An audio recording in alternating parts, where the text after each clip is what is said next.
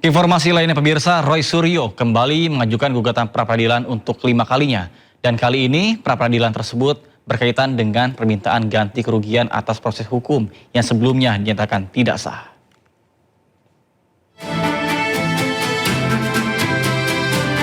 Tersangka kasus tudingan ijazah palsu Presiden ke-7 RI Joko Widodo, Roy Suryo kembali mengajukan gugatan pra-peradilan terkait permohonan ganti kerugian.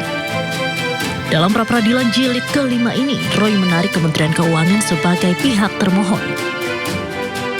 Roy mengatakan permohonan pra-peradilan tersebut telah didaftarkan ke Pengadilan Negeri Jakarta Selatan. Namun ia belum mengetahui jadwal persidangan karena perkara tersebut baru saja didaftarkan. Pra-peradilan kelima tersebut tak lepas dari hasil putusan pra-peradilan jilid 3 tentang ganti kerugian, yang mana hakim menyebut pra-peradilan tersebut tidak diterima karena tidak adanya pihak Kementerian Keuangan sebagai pihak termohon. Rapid kelima sudah kita daftarkan. Sudah kita daftarkan. Apakah akan tetap berlangsung atau tidak? Tunggu tanggal mainnya, jadwal sidangnya. Ya, itu. Rapid kelima itu adalah tentang permintaan dari hakim sendiri. Hakim kan mengatakan kurang pihak waktu itu. Kita tambahkan. Nah, kalau kurang kita tambahi. Waktu itu ganti rugi kan. Ganti rugi rapid ketiga itu amanah dari rapid pertama. Rapid pertama kita disuruh membuat ganti rugi. Oke, kita buat di rapid ketiga. Rapid ketiga ditambahkan pihak. Oke, kita tambahkan di rapid kelima. Jadi kalau ini ditolak, ya lucu juga, ya. Dia yang minta, kau yang memulai, kau yang mengakhiri. Oke, ya. Satu, pihaknya cukup satu. Roy Suryo pun menegaskan pengajuan gugatan pra-peradilan jilid 5 ini tidak untuk memperlambat persidangan pokok perkara dugaan fitnah dan pencemaran nama baik terkait tudingan ijazah palsu Jokowi yang akan digelar di Pengadilan Negeri Jakarta Timur. Dari Jakarta, Tim Liputan Ayus melaporkan. Pemirsa, Rektor Universitas Jenderal Sudirman, Profesor Ahmad Sodik dan juga 5 orang lainnya ditahan KPK terkait dengan penerimaan mahasiswa baru.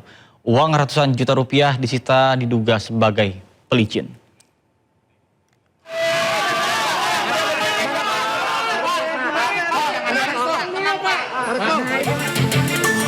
Komisi Pemberantasan Korupsi (KPK) resmi menetapkan Profesor Ahmad Sodik, Rektor Universitas Jenderal Sudirman, dan Nurman Ariprayoga selaku Wakil Rektor 3 sebagai tersangka kasus dugaan suap penerimaan mahasiswa baru Fakultas Kedokteran. Keduanya terjaring operasi tangkap tangan di Purwokerto, Jawa Tengah dengan barang bukti uang pelicin senilai ratusan juta rupiah. KPK juga menetapkan tersangka lainnya, Kepala Bagian Akademik Unsud Eko Sumanto, serta 3 pihak swasta, Dian Mulia Wardana, Adi Wiharto, dan Mulyono sebagai tersangka. Pada Agustus 2026, Saudara NAP, selaku Wakil Rektor 3 Unsud, atas sepengetahuan Saudara ASO, selaku Rektor Unsud melalui 2 perantara, yaitu Saudara DMW dan Saudara AW. Keduanya selaku pihak swasta, ini diduga meminta sejumlah uang kepada orang tua calon mahasiswa baru di Fakultas Kedokteran senilai 650 juta untuk satu mahasiswa. Bahwa kemudian permintaan tersebut dipenuhi oleh orang tua calon mahasiswa baru.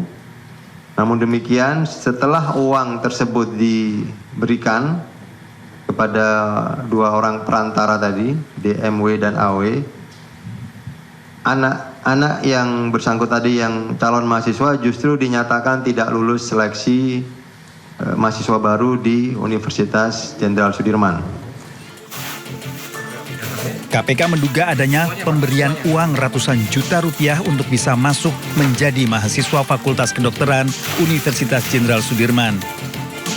Para tersangka 20 hari pertama sejak 21 Agustus sampai dengan 9 September 2026 ditahan di rutan cabang Gedung Merah Putih KPK.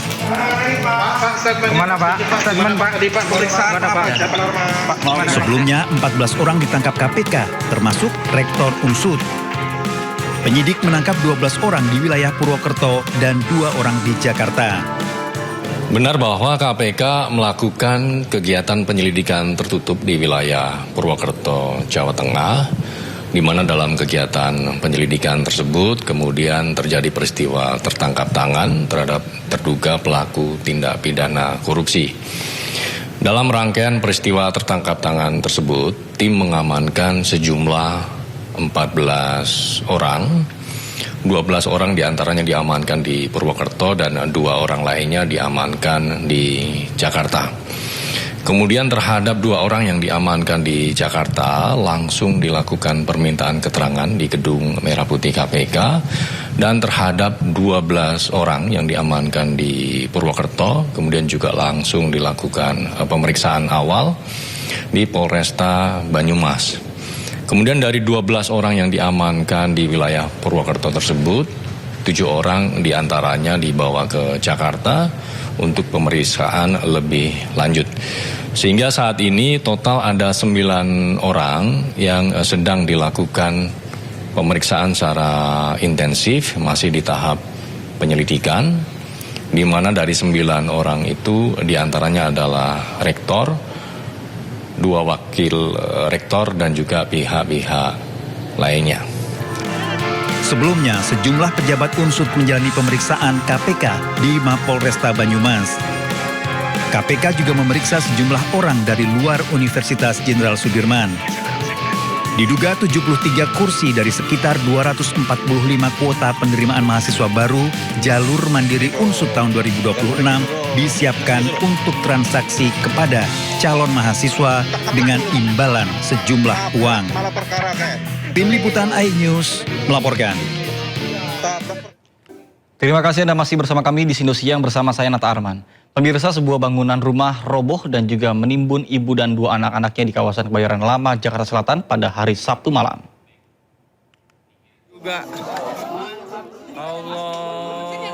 Petugas berhasil mengevakuasi seorang ibu hamil dan 2 anaknya yang tertimbun bangunan rumah di Jalan Haji Nurisan, Kebayoran Lama, Jakarta Selatan. Ketiganya langsung dibawa petugas ke rumah sakit untuk mendapatkan perawatan medis.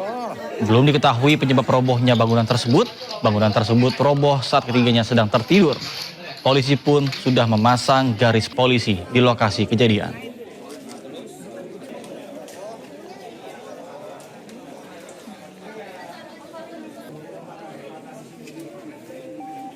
Pemirsa, kondisi pengungsi gempa di Gor Samador, Maumere, Nusa Tenggara Timur kian memprihatinkan. Fasilitas terbatas dan juga tempat tidur tak layak membuat sejumlah anak mulai mengeluhkan gatal-gatal pada kulit.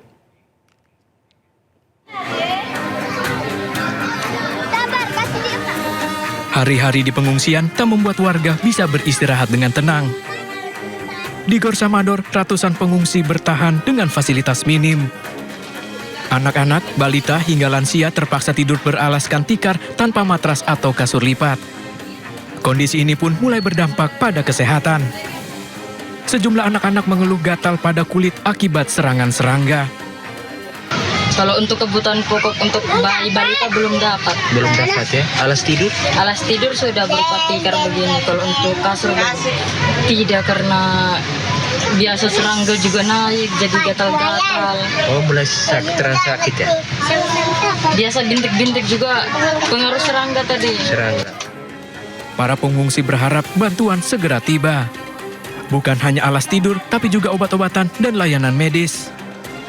Data BNPB mencatat gempa telah menelan 87 korban jiwa dan melukai 1.298 orang. Pada hari ini, secara kumulatif jumlah yang meninggal ada 87 jiwa, sedangkan jumlah orang-orang yang luka atau korban yang luka ada mencapai 1.298 jiwa. Saat ini pengungsi karena banyaknya gempa susulan, pengungsi juga bertambah dari angka yang kemarin 130-an ribu, sekarang sudah mencapai 150.576 jiwa. Hingga kini getaran gempa bumi juga masih terus terasa.